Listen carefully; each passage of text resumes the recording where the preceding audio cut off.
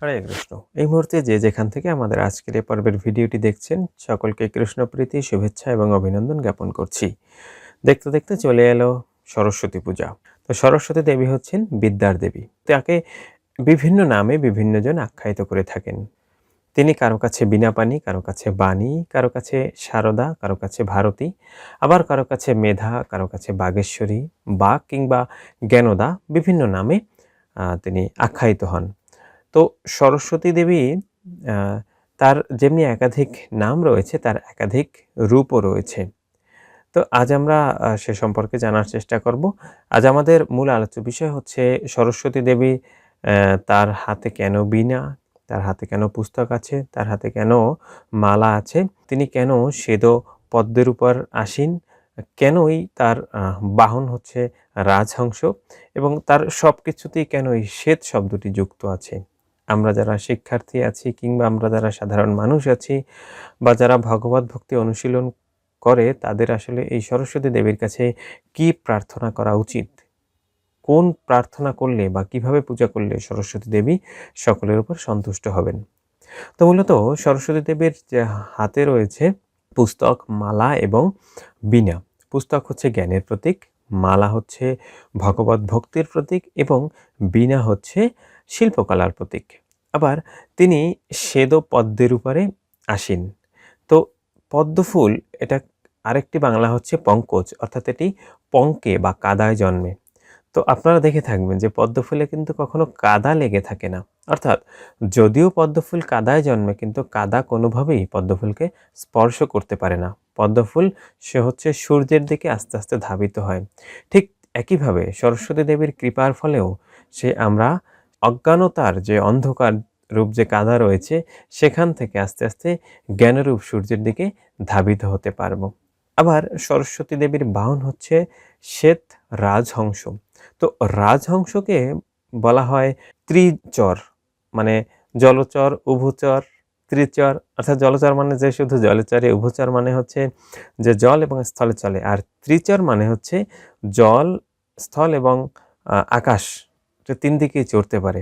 আপনারা দেখে থাকবেন যে রাজহংস জলেও সাঁতরাতে পারে, স্থলেও হাঁটতে পারে এবং সে কিন্তু উড়তে পারে। যদিও অভ্যাসগত কারণে রাজহংস আসলে খুব একটা উঠছে না, তারা ভুলেই গিয়েছে। যাই হোক, তো এই রাজহংসের বড় একটি বৈশিষ্ট্য হচ্ছে, রাজহংসকে আপনি দুধ এবং জল এই দুটি একসাথে মিশিয়ে দিলেও সে কিন্তু এর মধ্য থেকে দুধ খেয়ে ফেলবে, জলটা সে ফেলে দিবে। ঠিক সরস্বতী দেবীর কৃপা হলেও আমরা এই জড়জগতের যে জাগতিক বিষয়গুলো আছে, সেই বিষয়গুলোকে সেকে ফেলে দিয়ে আমরা যেটি হচ্ছে আমাদের জীবনের জন্য সবচেয়ে বেশি গুরুত্বপূর্ণ বা জীবনে আমাদের সবচেয়ে বেশি প্রয়োজন, সেই ভগবত জ্ঞান আমরা আহরণ করতে পারবো। পদ্মপুরাণ দেখি, পদ্মপুরাণে কিন্তু সরস্বতী দেবীর খুব সুন্দর স্তোত্রম রয়েছে। সেখানে বলা হয়েছে তার আসনটি শ্বেত, তিনি যে পুষ্প দ্বারা শোভিত সেটি শ্বেত, তার কাপড় বা তার বস্ত্র শ্বেত, তিনি যে গন্ধ নিয়েছেন, অর্থাৎ তিনি যে চন্দন ধারণ করেছেন সেটি শ্বেত, তার হাতের যে মালা সেটি হচ্ছে শ্বেত, তার যে বীণা সেটি শ্বেত, এবং তার যে অলংকার সেটিও শ্বেত। অর্থাৎ সবকিছুর মধ্যে কেন শ্বেত বা সাদা একটা ভাব আছে। সরস্বতী দেবী কিন্তু মানুষ, গন্ধর্ব, সকলের দ্বারাই তিনি আসলে পূজিত হন।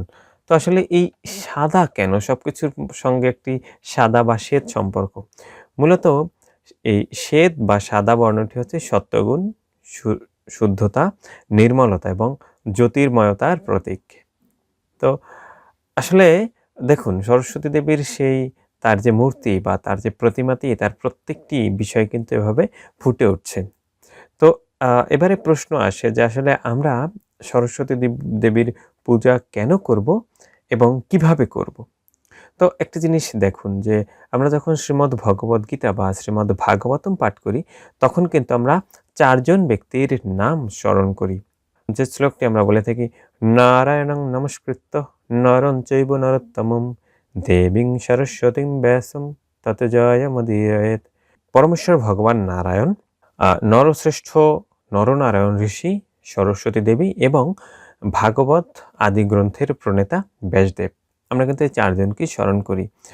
সরস্বতী দেবীর মূলত স্বরূপ হচ্ছে দুটা। সরস্বতী চিৎ জগতে অধিষ্ঠান করে জীবকে এই পরম তত্ত্ব বা ভগবত তত্ত্ব জ্ঞান দান করেন। আবার অন্যদিকে তিনি হচ্ছেন অপরা রূপে রয়েছেন। এই অপরা সরস্বতী তিনি হচ্ছেন জাগতিক বিদ্যা, নৃত্যকলা আদি যা যা আমাদের এই জড়জগতের জন্য প্রয়োজন সেগুলো দান করে থাকেন। অর্থাৎ একদিকে তিনি পরাবিদ্যা দান করেন ভগবত ভক্তি, এবং অপরাবিদ্যা হিসেবে তিনি দান করেন জাগতিক যে জ্ঞান। তো ব্যাপারটা হচ্ছে এমন যে আপনি ধরুন রান্না করবেন। এখন রান্না করার জন্য কিন্তু আপনি ঘি দিয়েও রান্না করতে পারেন, অলিভ অয়েল দিয়েও রান্না করতে পারেন, সয়াবিন তেল দিয়েও রান্না করতে পারেন, সরিষার তেল দিয়েও রান্না করতে পারেন, আবার হচ্ছে পাম অয়েল দিয়েও রান্না করতে পারেন। যার ভালো অর্থ আছে এবং যে হচ্ছে একটু ভালো বুদ্ধিমান জ্ঞানী মানুষ, সে চিন্তা করবে যে না আমি হচ্ছে ঘি দিয়ে রান্না করে খাবো। আর যে হচ্ছে গরিব, যার অত জ্ঞান নেই, সে চিন্তা করবে না আমাকে মোটামুটি একটু পাম অয়েল দিয়ে রান্না করলেই হবে। তো একই দোকানদারের কিন্তু এই সব জিনিসই তিনি বিক্রয় করে থাকেন। তো যে যেমন ক্রেতা তাকে কিন্তু দোকানদার ঠিক সেভাবেই দিয়ে থাকেন। দেবী সরস্বতী ভক্তদেরকে তিনি সরাসরি তার কৃপা দান করে থাকেন। আর যারা এই জড় জগতের সুখ স্বাচ্ছন্দ্য উপভোগ করতে চায় তাদেরকে তিনি তার কপট কৃপা দান করেন, সেই পাম অয়েলের মতো। তো আসলে সরস্বতী দেবীর মহিমা যদি আমরা বলতে যাই, আসলে সেটি খুব সহজেই বলা সম্ভব না। শ্রী চৈতন্য মহাপ্রভু রায় রামানন্দকে জিজ্ঞাসা করেছিলেন যে প্রভু কহে কোন বিদ্যা বিদ্যা মধ্যেসার, রায় কহে কৃষ্ণ ভক্তি বিনা বিদ্যা নাহি আর। তো এখানেও দেখি আসলে এই বিদ্যা বলতে কিন্তু আমরা শুধু এই জাগতিক বিদ্যাই কেই বুঝি, কিন্তু বৈদিক শাস্ত্রে এই বিদ্যা বলতে কিন্তু বলা হয়েছে কৃষ্ণ ভক্তির যে বিদ্যা বা ভগবত ভক্তির বিদ্যা।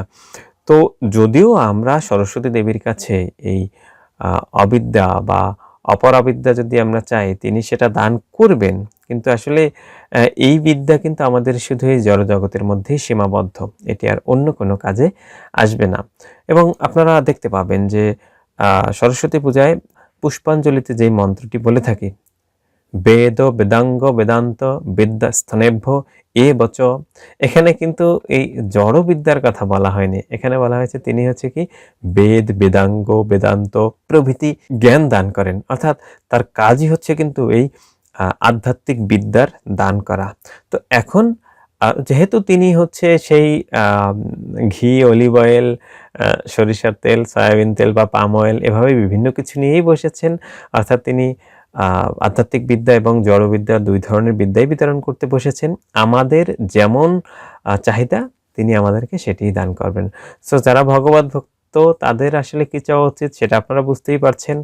আশা করছি আপনারা সকলে সরস্বতী দেবীর কাছে আপনার যেটা সবচেয়ে মঙ্গলজনক সেটি আপনি প্রার্থনা করবেন, এবং একজন কৃষ্ণ ভক্তের জন্য সবচেয়ে মঙ্গলজনক হচ্ছে কৃষ্ণ ভক্তি চাওয়া। আপনাদের সকলের জন্য শুভকামনা। সকলে ভালো থাকবেন, কৃষ্ণ ভাবনার সাথে থাকবেন। হরে কৃষ্ণ।